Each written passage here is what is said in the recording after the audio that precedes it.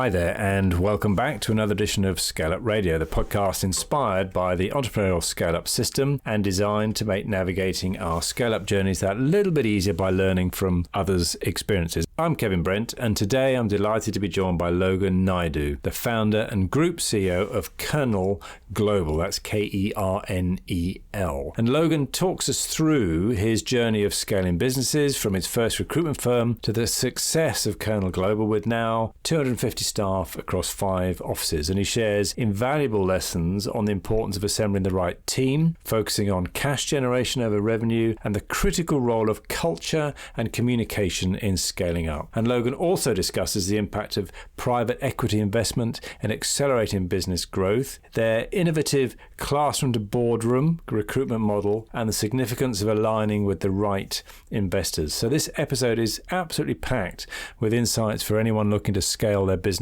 effectively. So make sure you don't miss this and any future episodes of ScaleUp Radio by subscribing to it wherever you like to listen to your podcasts. And you can also nominate a guest for ScaleUp Radio if you know someone with an interesting scale-up story, and you can find out how in the show notes. So for now, join us for a masterclass in entrepreneurship and leadership with Logan Naidu.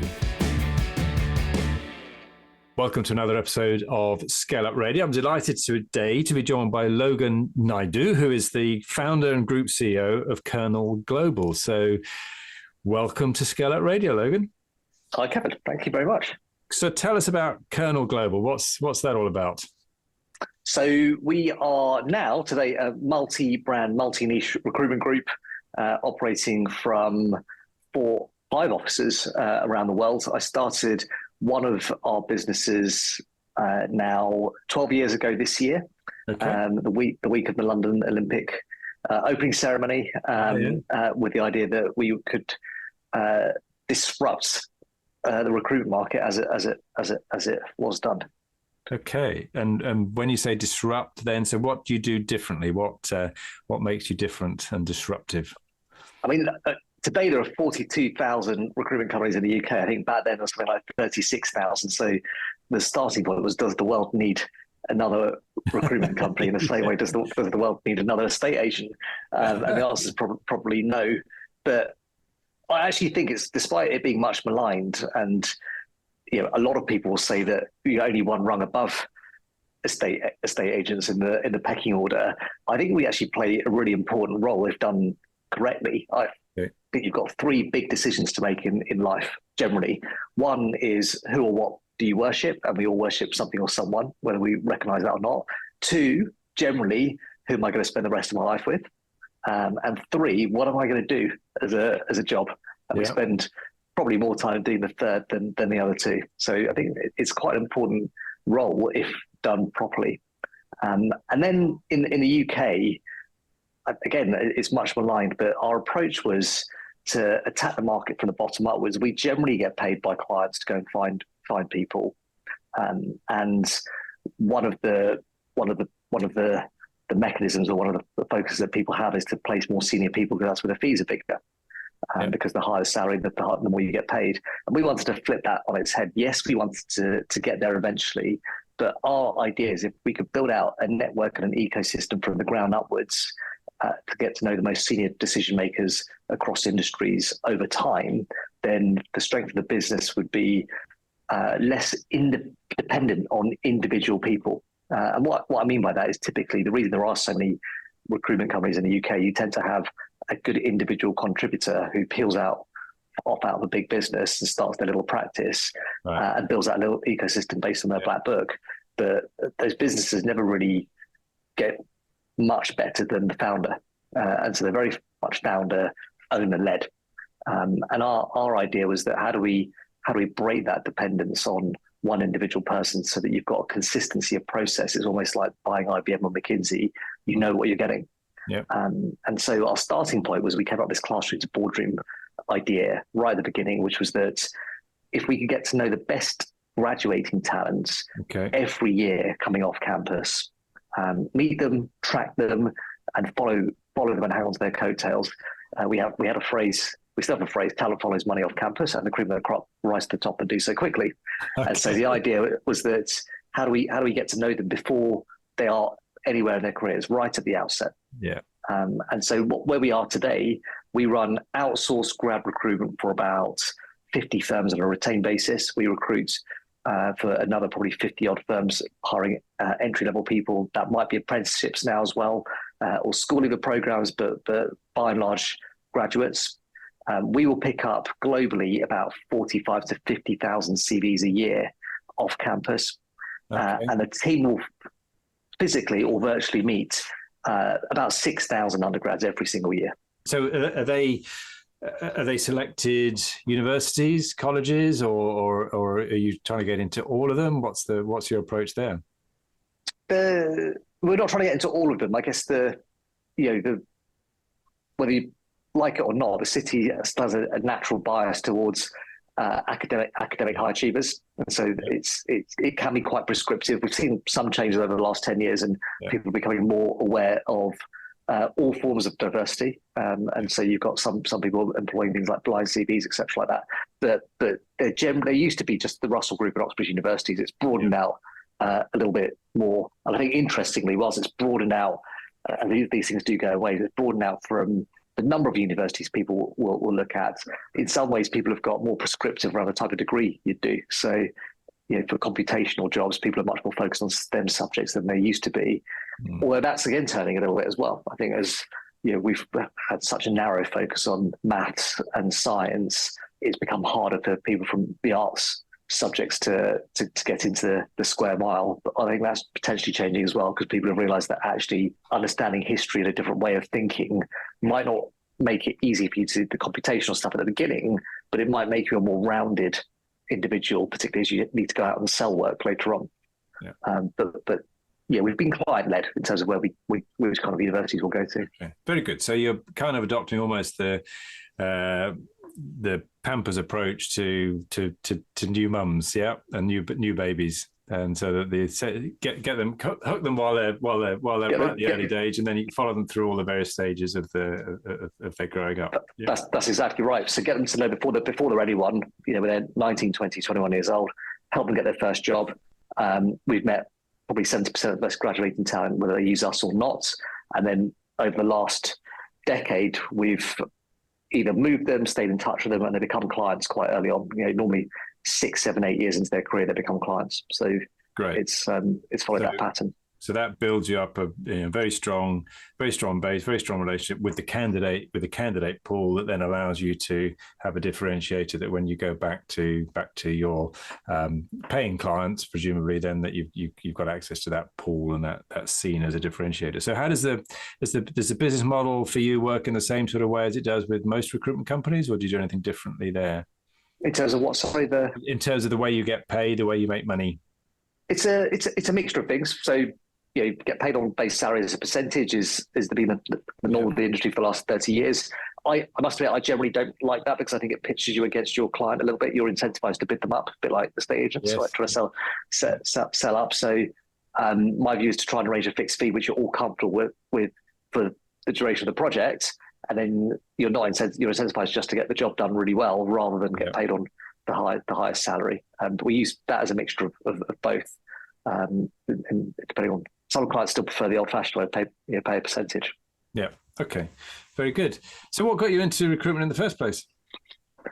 Like the majority of the industry, I fell into it. So, I started life actually, funny enough, in the building I'm sat in. There used to be JP Morgan's headquarters. I started life at JP Morgan as a graduate. Did 3 years of corporate finance. Didn't love it. They didn't love me either. And came out after 3 years thinking about what to do. I was thinking about full-time Christian work relatively seriously at one point, and met a bunch of recruiters in the year 2003 to 2004, and one of them, which is a really small business, offered me a job, and it appealed to me because they said that I could leave early on Thursdays to go to small group Bible studies at church, which back in 2003, 2004, flexible working was not on the agenda at all, right? Whether, particularly for a 24-year-old. So I said, I'll take that job. And I took it like a duck to water. I really enjoyed it. And that was my entry point. Brilliant. And what got you then to decide, I can do this better. There's something that I'm going to create here?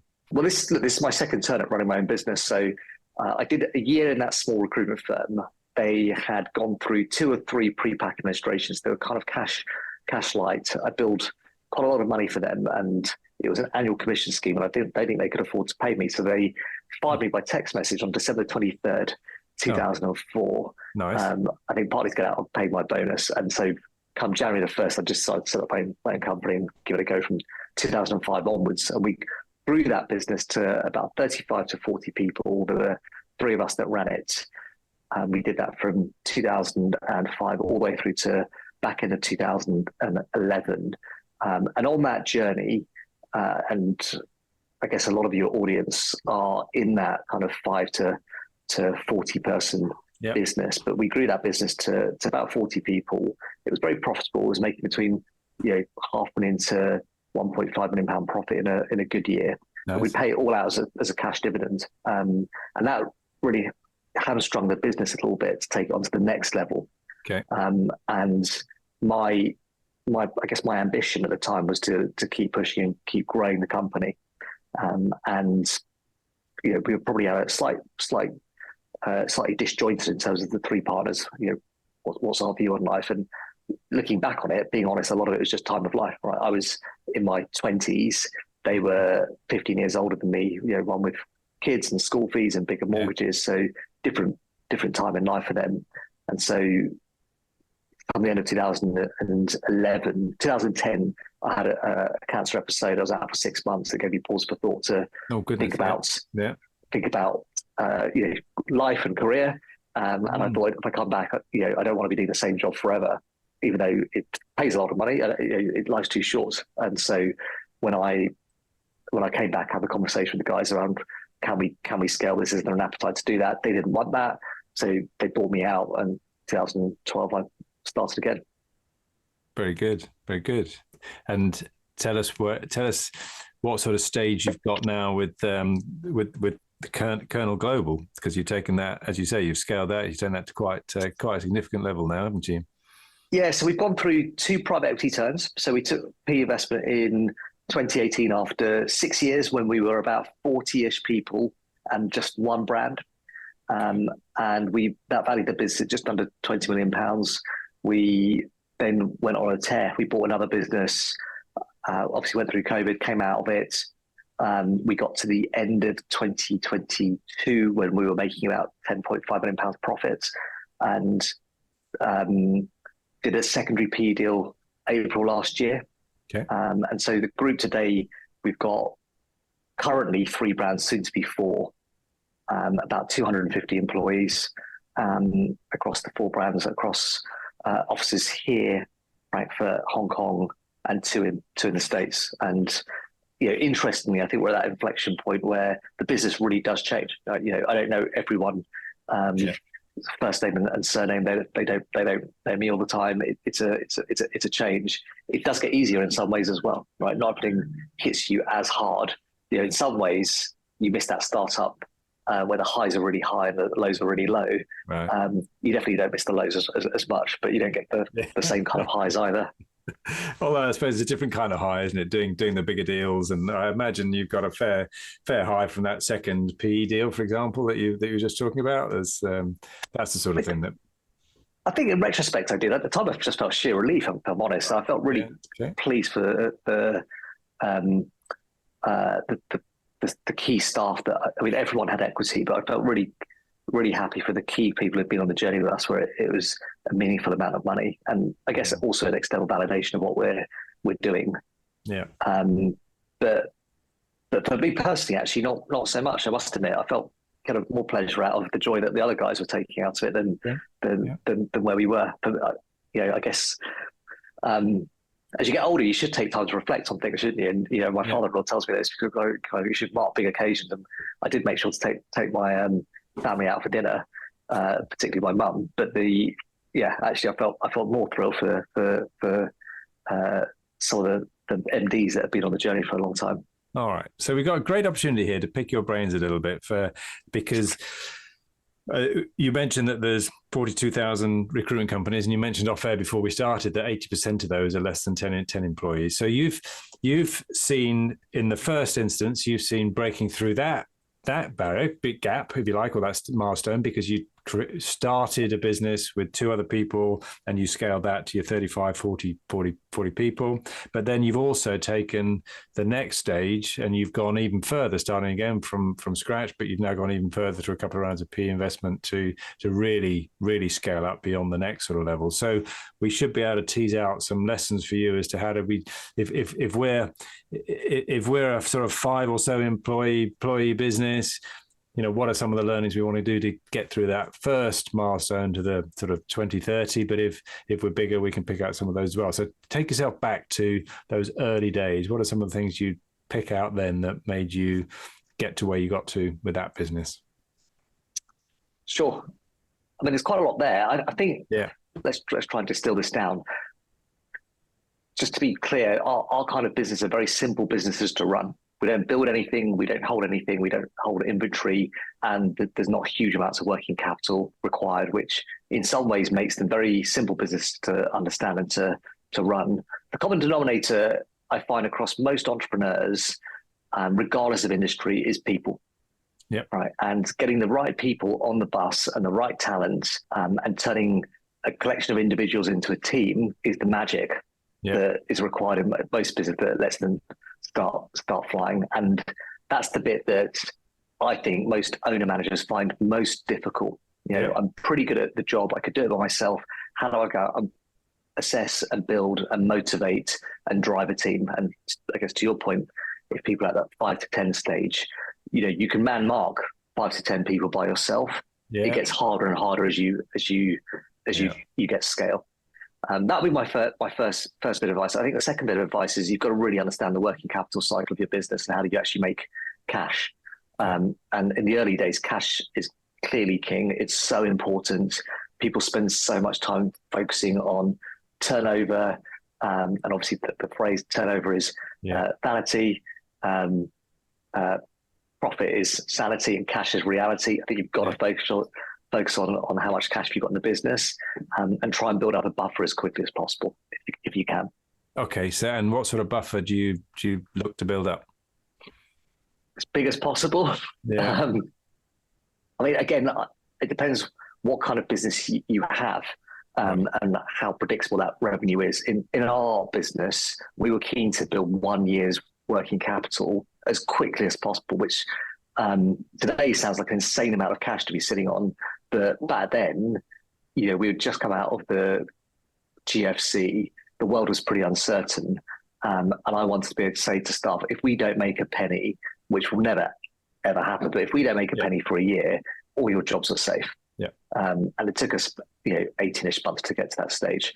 And obviously you don't hold on to a year's worth of cash, you kind of reinvest it, but it allowed us to breathe out a little bit.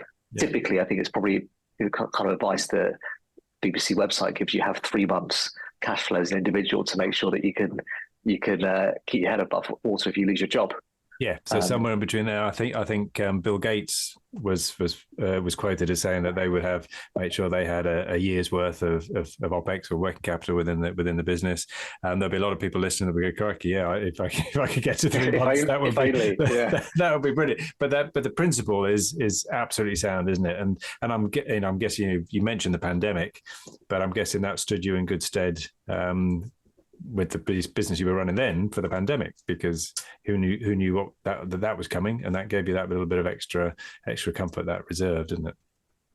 It did. Well, the funny thing is, we just made an acquisition, so we just bought a business called Pure in September 2019, and then the pandemic happened 6 months later. So we drained our cash reserves to make the acquisition, and we only had 6 months to rebuild them up. So it was a little bit hairy than it could have been otherwise.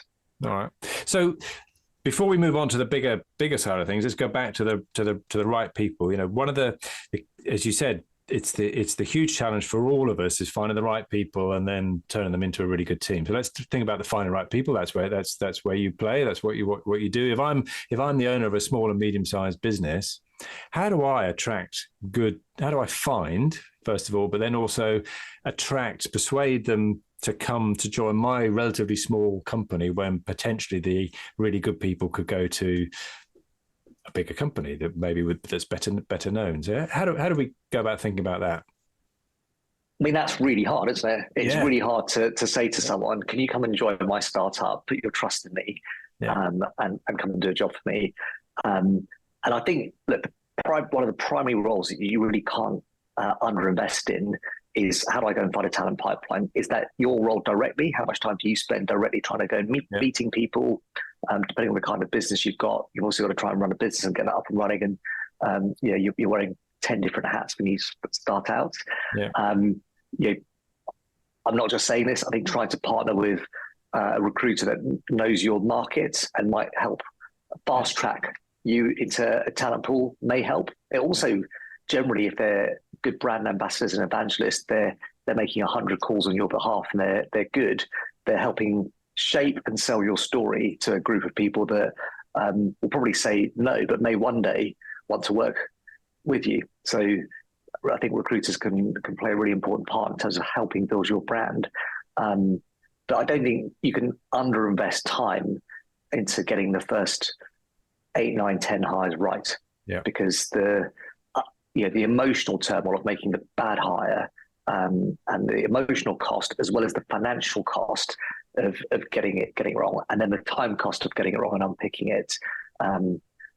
So for me, paying a recruiter, is that something we all like to do? Absolutely not. But could they potentially save you time and build your brand in the medium term? I think yes. If you don't have that cash, and a lot of recruiters are not cheap, and we're definitely not, then I think you've got to go out and do it yourself, but you've got to treat it almost as a significant part of your role to go and find people. And that's the key, isn't it? Because I think a lot of us leave it to the last minute, and it's a bit like going shopping when you're hungry, sort of thing, and we don't give it the attention that it deserves, and it's every bit, if not more important in a way, than how we go about finding our customers. I honestly completely agree. I think the interesting thing, we do a lot more senior work nowadays, but talk about succession planning, and even within big businesses, succession planning is done so badly, and that's why we have a business, right? Suddenly there's a need to fill a hole that's quite urgent. And you look at some of these senior hires that are made, you think, but you could have seen that coming, surely. And there should have been conversations around how do we make sure that we've got a plan in place for X, Y, and Z person. But I'd be out of business if that was done really well. So yes, we'd all be out of business if every business was running perfectly. Yes, exactly. Yeah, yeah. Good. All right. So and you gave a perfect example of how you've gone about thinking differently about the recruitment industry when you talked about the classroom to boardroom idea of getting a relationship early with potential candidates. We can, as employers, as small business owners, we need to start thinking about what's our equivalent way of doing that. How can we think differently about the recruitment? If we can't afford to outsource it to somebody that can do it for us, how can we be a bit different and either find a different pool of people or just do something rather than just putting an ad out in the usual places that people might? Look, people generally work for people, not businesses, ultimately, unless you're a mega brand, right? You're really proud to say I work for X, Y, and Z, let's call it Google. So you've got to go out and press the flesh, get people to buy into you, tell your story and journey. Working for you will be, unless it's another role, there'll be something special about what are you trying to do, what are you trying to build, what's your vision, what's your story. It takes time to craft that. It takes a little bit of confidence. Obviously, when you're starting out, you literally have nothing, right, to offer someone. It's hopefully a salary, and I'm hoping it's going to work out. But you wouldn't be doing it unless you were convinced that this is going to work. Otherwise, you'd just stayed in full-time employment. So, I think that you going out and the most senior person in the business and the founder trying to say to one, come on with me. And it's different. I think going into a startup or a scale up is very different to going into a corporate. You go into a corporate, you know exactly what you're getting. Largely, you know the benefits, but the downside to that is you may not go. We talk about being on a journey, right? You may not go on the journey of helping me grow this business. And, clearly not all of them do go on a journey. Maybe they'll cap out at 5, 10, but someone might enjoy being 10% of the business rather than 1% of a floor, as an example. So I think that there are different facets that you shouldn't underestimate, may excite people. I honestly don't think people generally move just for money. I think there is a confluence of things that keep people working, and money is a hygiene factor, but there are so many other bits that make a workplace brilliant and enjoyable. In our world, we talk about winning. If I can help you become successful, then that bit, and doing that in the right way, you can be really proud of what you do, and then having some fun along the way, working with nice colleagues, doing it in the right way. That bit's intoxicating when you feel like you're winning. But again, building on culture. What's your culture? How's that going to be different? So, I think there are lots of different facets that pulling that together, articulating an overall narrative is really important. Yeah. Why come and join me?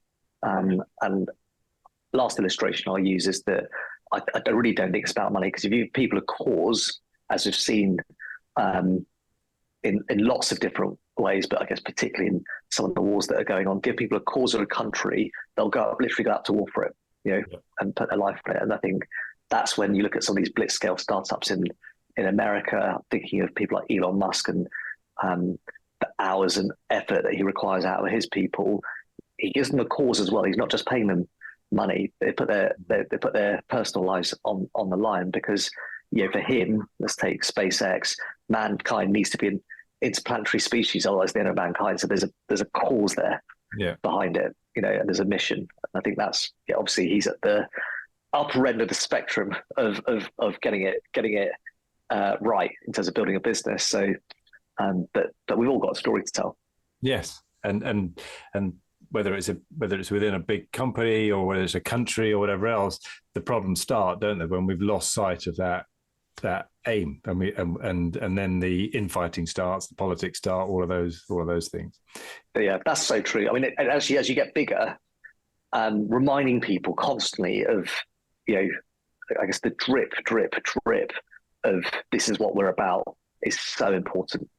Good. All right. So let's move on. You now decide with other partners that you're going to leave, so that you could, because you wanted to really scale. So take us through some of those lessons. Now you're going for VC funding. You're in a different world in a way. So take us through some of the things you learned there. Along the way, look, honestly, our biggest learning was all around people. You think that because we're in the people industry, we'd get it right. We got it as wrong as anyone else. Right. We made some bad hires along the way. I was slow to exit them because I was nervous, quite often because within our industry, egos are quite prevalent, and people who make you money, and you kind of turn a blind eye to bad behavior because you're worried about the financial cost. I'll tell you now, that is one of the biggest single mistakes in our industry. It's littered with egos who are not managed properly, and those egos get out of kilter, and it costs you time, effort, and other employees, because we all talk about culture, but your culture is really how you handle some of those difficult conversations as well. We've made some bad investments along the way. Again, we're a people business. There's not a lot of capex, but along the way we've backed we've got some of our calls wrong in terms of hiring. Not bad people, just maybe not right for us, or we've gone into the wrong markets at the wrong time. In the old days, right at the beginning, we used to say we might be able to afford 2 or 3 new things each year, and hope that maybe 2 of them would come off out of 3, and we'd be really diligent on it. And as we've gotten bigger, I say that we can probably afford to do 10 new things a year, and it's a bit like venture capital. 3 will be home runs out of those 10, and you want to see how far you can go, and they'll really move the dial, and you're really pleased with those. 3 will be okay, kind of like, okay, we do that trade again, it's a B, not the lights out. And 3 will be an absolute car crash, will just cost you money, and you'll burn through it, and everyone will point the finger at those 3. Those That was your idea, wasn't it, Logan? Yeah. But on balance, I do that trade every single year. Yeah. Because the 3 home runs are the ones that really, really move the dial and get the business going through more and more growth. And I guess the key thing for the 3 car crashes is to make sure you write them off as quickly as possible. And again, quite often, you ask about mistakes, you're just too slow to recognize your mistake. Maybe that's vanity, maybe that's pride, maybe it's ego, maybe it's just belief that it's got to work, or maybe you're a bit like a gambler at 10 to midnight. And there's a sunk cost in it, and you're just hoping that it will come back because you spent so much money on it. But I think in your heart of hearts, you've just got to make those kind of calls quite quickly. Yeah. Okay. So it was, I think you said that you grew to about 40 people before you took your first round of private equity. Was that right? That's correct. Yeah, we're about 40 people making about £2.5 million profit a year. And why did you go to the markets then? What did you need the backing of a PE firm for? We didn't really need the money. What we needed was, being honest, I wanted to de-risk myself. Right. Most of my wealth was still in the business. It allowed me to de-risk. It also gave us some external validation that we were onto something that was, that could be institutionally backed. So again, if you go back to that stat that you used earlier on about the size of, most small businesses, no one's going to back them. All right, no one's going to put any money into them, but it allowed us to say, look, the equity that you guys hold amongst the staff is worth something and it's meaningful, and will be worth more if we keep growing the company. So that was 2. I think the third thing, it then really gave us the confidence to kick on, right? Because again, going back to the cash cycle and regeneration, once you're at a certain level, I think you get a little bit more cautious because you've already taken this massive risk by starting a business. You've now got a business that enables you to have quite a nice lifestyle potentially. So why would I rock the boat again by trying to bet the ranch on building an American office or something like that? You become more cautious. And I think that's, again, fairly common with small to medium-sized businesses, that by de-risking a little bit, it allowed us to really put our foot down. And that, we went on a 5-year tear where we went from, 2 million profit to £10.5 million profit in 4.5 years. That was, again, I guess size of growth from 0 to 2 in 6 years was great. From 2 to 10 in another 5 was better. Yeah, brilliant. And I love the way you put that, and because we can apply that. We don't have to be going for full private equity investment for millions of pounds or whatever at that point. It could be that we're back at the 10 employee level, turning over £1 million or so, and the same things apply. We've got a level of comfort there, and now we're having to take a risk to get to that next level where we might need a senior leadership team. So we can still look for external validation in some way and find some other way to de-risk ourselves a little bit and give us the confidence that we can go for that, even if we're not going for full sort of PE investment, can't we, at that point? Yeah, and actually the interesting thing is I think there's, many more different pools of capital out there for different scenarios than there used to be 10 years ago. Yeah, absolutely. Good. So what have you learned about working with private equity? Buckle up. Yeah, it sounds like it. Yeah. From your experience, absolutely. Look, I'll be honest, my experiences so far have been just generally pretty nice, actually. And I know that's not the case for everyone, but we have, I guess we were in the fortunate position of choosing both our backers where we had choice. So we always wanted to pick management-friendly teams. They'll all tell you that they're management-friendly on the way in.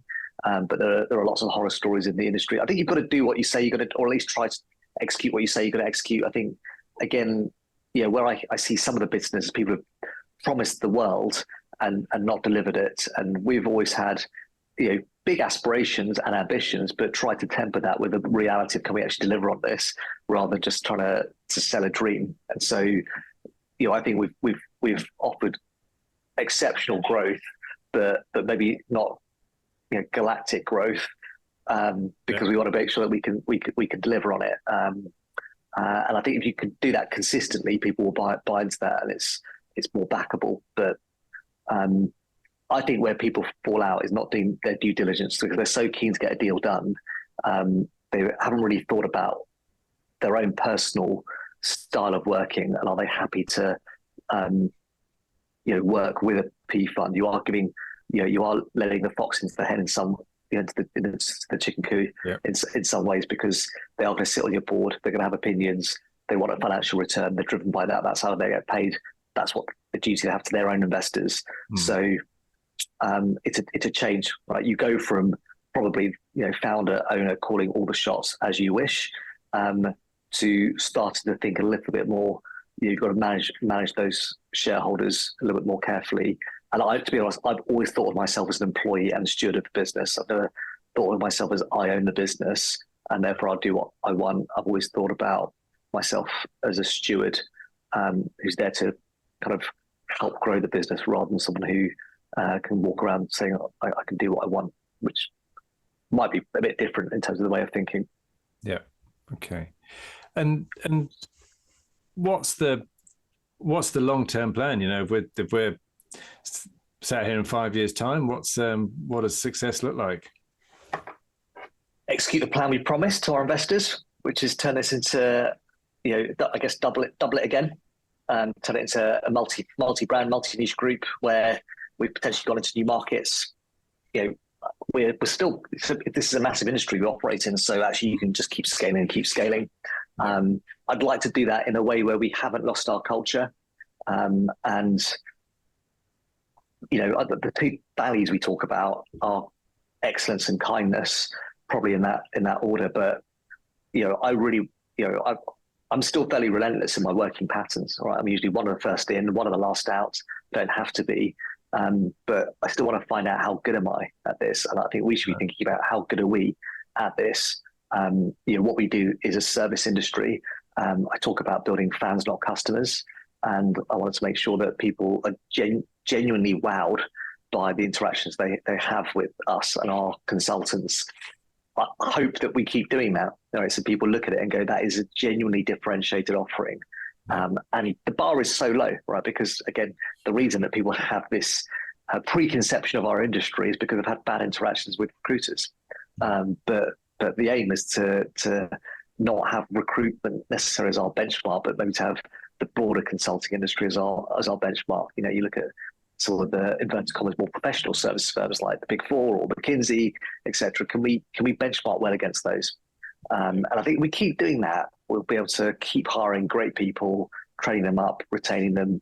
That just conveyor belt carries on. And I get a lot of the personal enjoyment of seeing people do well and flourish within an organization and doing things that they didn't think they could do when they started. And then I guess some of the perks of doing well. We've got a good example of a guy that's been with us for 2.5 years. I know there's a lot of narrative around you can't get on the property ladder if you're in your 20s. He's been with us for 2.5 years. He's just bought a flat in Balham. So he's done really, really well. He's worked his socks off, but he's a really low ego, hungry, normal individual that's just been really consistent for 2.5 years. I won't mention him by name, but I'm absolutely thrilled for him. And he deserves it. And I think that's the more people we have like that in the business, the more aspirational the culture becomes in terms of this is what you can do. Brilliant. And that was going to be, so you've part answered it then, because I was going to say, how do you set that culture at the beginning, but then how do you reinforce that as you scale dramatically? So we're way beyond the first 8 people. How do we keep that culture as we want it? I think you've got to go from the top down and the bottom up, haven't you? You've got to lead from the front, but also people coming into the organisation, they need to understand what's expected of them and how to behave and who we are. That does get harder. I'll be honest, it gets harder because probably the person that is most convinced around the way to do things is me and then the senior team. Yeah. But as you get bigger, they have less and less direct contact with you. So you do have more people well, why is it done that way? Well, that's a bit weird. And you also don't hear about it as much either. So trying to find a system that allows people to have quick, fast updates, both up and down the chain is hard, but important. Are there any particular things that you do that you think help to support that? We try to be really open. So we have, like a lot of businesses, monthly town halls, open question box, Q&A. quarterly set pieces. We have weekly meetings. We try and do that. I heard of a good one the other day. Actually, I was at a dinner and someone said they have a weekly or fortnightly 15-minute slot with all their officers with the CEO. Anyone can dial in at any point for that 15 minutes and just ask questions if you want access to him. But he said they are officers all around the world. So he said I'd do that call every fortnight. It lasts me 45 minutes depending on whether they were out in the east or out in the west. But it'd be three calls that lasted 45 minutes in total every fortnight. So that seems to work well for dispelling any misconceptions as the business had grown and grown.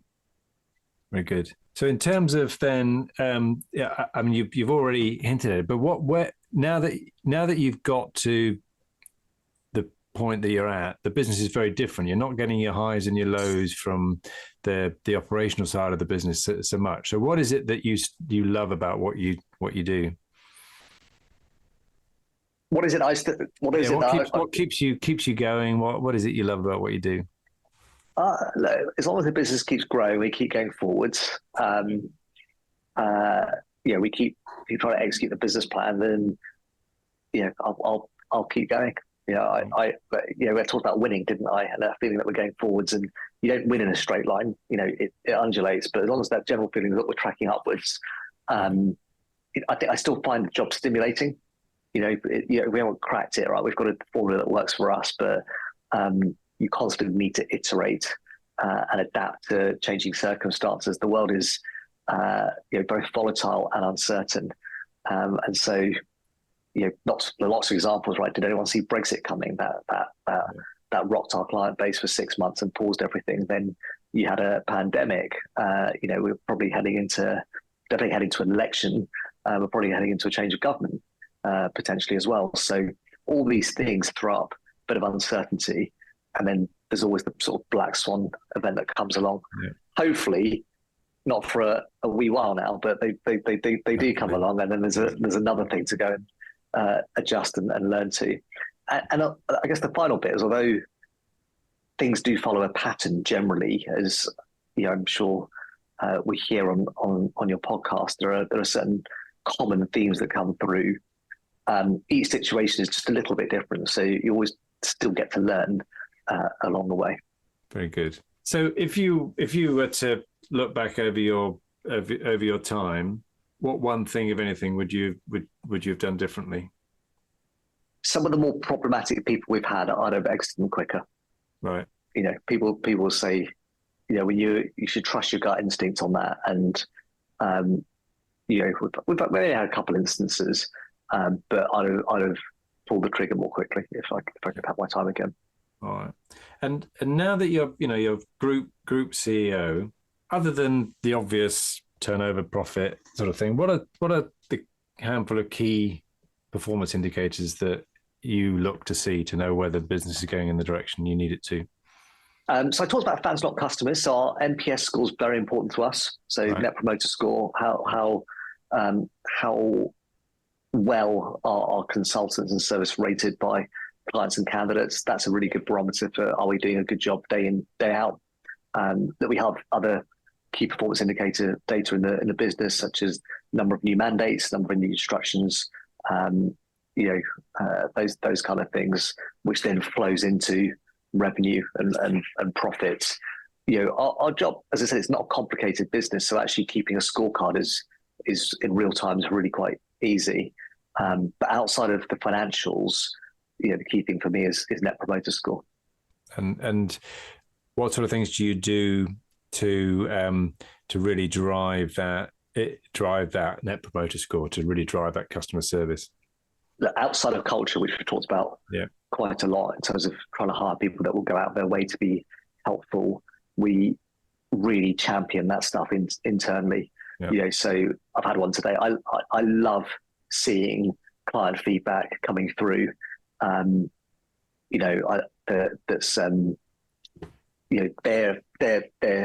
not just pleased with the service. They're genuinely wowed by, this is so different to what we're used to.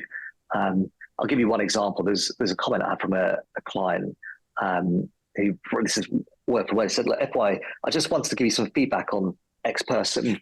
I had a candidate in for our head of something role this morning, and she said that they'd taken an hour of their Sunday on Zoom to help her prepare for her interview. This shows extraordinary dedication. I'm really impressed. What I think is doubly impressive is that you guys will actually make more if we don't hire her, as we have a tiered fee agreement where we pay more for candidates introduced by you and less for ones introduced by us. And I thought, that for me, that should go out to every single employee in the business. That is fans, not customers, because they've clearly noticed it. The candidates noticed it. If they get the job, they'll become a client. If they don't get the job and go to a different firm, they'll become a client. But that's how you build a brand. Brilliant. Fantastic. So I think that's a really good point to begin to close on. Some fantastic takeaways. Thank you very much, Logan. Are you all right for a couple of quick fire questions just before we do close? Yeah, of course. Go for it. Good. So if you go back to your younger self, what advice would you give yourself? Oh, I was quite an anxious youngster. So what advice would I give myself? I'd tell myself to enjoy life a little bit more. Yeah, I think. Yeah. I was probably a man in a bit of a hurry. I don't think I enjoyed my young years as much as I could have done, because they go quickly, don't they? Absolutely. Any learning resources, whether they be books, podcasts, courses, things like that, that you might point out to other entrepreneurs that you think would be useful for them to look at? I've read nearly all the books that exist around business, but a couple that I found particularly helpful. So I love Jim Collins. I know he's not everyone's cup of tea, but I love Jim Collins. For me, From Good to Great was really, really helpful. There's a little book called Branded Gentry, which is not very well known, but you can find it on Amazon, and that's the story of people who've built eponymous brands and the aura that they bring with their own personality. So things like Bowden or Keeley or Emma Bridgewater, et cetera. And that, I think, when we talked right at the beginning about how do you go out and tell your story to entice someone to come work for you, a lot of that is around your personality, so tease that out. And I thought that's a really interesting book for people building smaller businesses. Very good, thank you. So who's had you mentioned Jim Collins, but who's had the most influence on you, would you say, as a business leader? Look, I think I've been blessed with lots of really helpful advice and help along the way. I've always tried to seek out good role models. I come from a immigrant family. My family played a big part in the drive that I had, and they definitely sacrificed a lot in terms of help me get along the way. And I think there's something in the immigrant DNA that does make you entrepreneurial. I think that my father-in-law has played a big influence on me in terms of my thinking, not mainly around business actually, although that has been part of it, but more around, he's a man of faith, but how, what kind of man do you want to be? That's played out into my business life as well. How do I want to treat others? How do I want to be remembered? And I do think there's common sense in, doing the right thing is also tends to be good business sense along the way. So there's a mix of that. I used to walk past this church. I used to live in Oval when I was still employed. And I used to walk past this Bible verse every day in this church. I had to go and walk through it, and it came from, I remember it very clearly, Mark 8:36. For what should it profit a man if he should gain the whole world yet lose his own soul?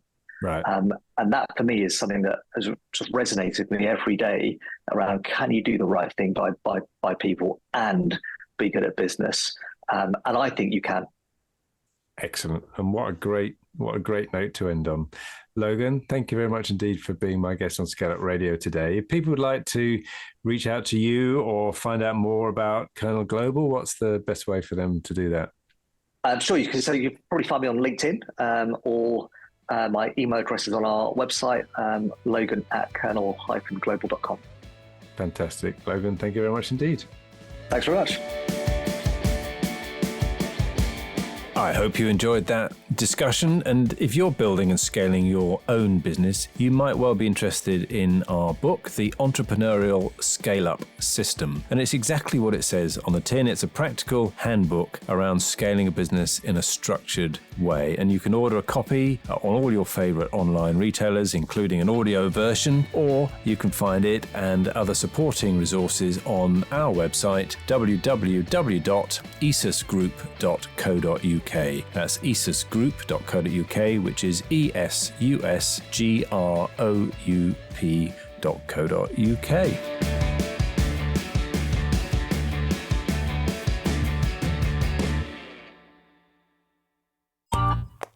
This has been a Monkey Pants Productions podcast.